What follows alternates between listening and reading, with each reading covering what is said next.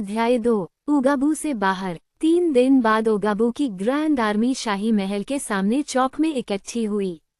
16 अधिकारी भव्य वर्दी पहने हुए थे और उनके पास तेज चमचमाती तलवारें थीं।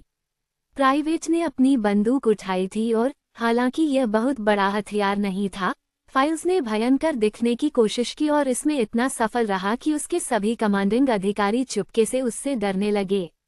महिलाएं वहां यह विरोध कर रही थीं कि रानी एन सोफोत को उनके पतियों और पिताओं को उनसे छीनने का कोई अधिकार नहीं है, लेकिन एन ने उन्हें चुप रहने का आदेश दिया और यह उनके लिए अब तक का सबसे कठिन आदेश था। रानी अपनी सेना के सामने हरे रंग की एक शानदार वर्दी पहने हुए दिखाई दी, जिस पर सोने की लंटें लगी हुई थीं।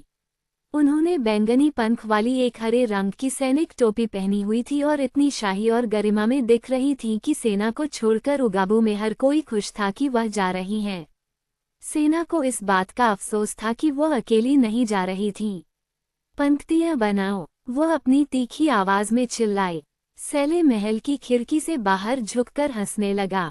उन्होंने कहा, मेरा मानना है कि आपकी सेना लड़ने से बेहतर दौड़ सकती है।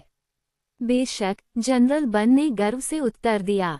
आप जानते हैं, हम मुसीबत नहीं चाहते, बल्कि लूट चाहते हैं। हमें जितनी अधिक लूट मिलेगी और जितनी कम लड़ाई होगी, हमें अपना काम उतना ही अच्छा लगेगा।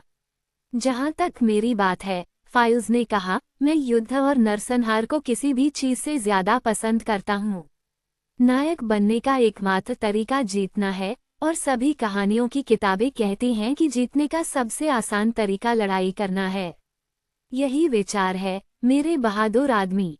एन ने सहमति जताई। लड़ना जीतना है और जीतना लूट को सुरक्षित करना है और लूट को सुरक्षित करना नायक बनना है। मेरा समर्थन करने के ऐसे महान दृढ़ संकल्प के साथ, दुनिया मेरी है।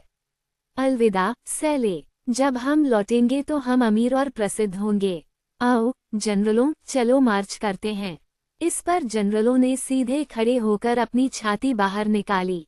फिर उन्होंने अपनी चमचमाती तलवारें तेजी से गोल गोल घुमाई और कर्नलों से चिल्लाकर कहा, आगे मार्च। तब कर्नलों ने मेजरों को चिल्लाकर कहा, आगे बढ़ो। और मेजरों ने कैप्टनों को चिल्लाकर कहा, आगे बढ़ो। और कैप्टनों ने प्राइवेट को चिल्लाकर कहा, आगे मार्च। इसलिए फाइल्स ने अपनी बंदूक कंधे पर रखी और मार्च करना शुरू कर दिया, और सभी अधिकारी उसके पीछे पीछे चल पड़े।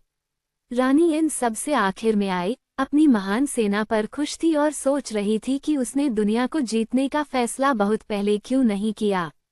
इस क्रम में जुलूस उगाबू से निकलकर सनकरे पहाड़ी मार्ग से होते हुए उसके सुंदर परिलोक में पहुंचा।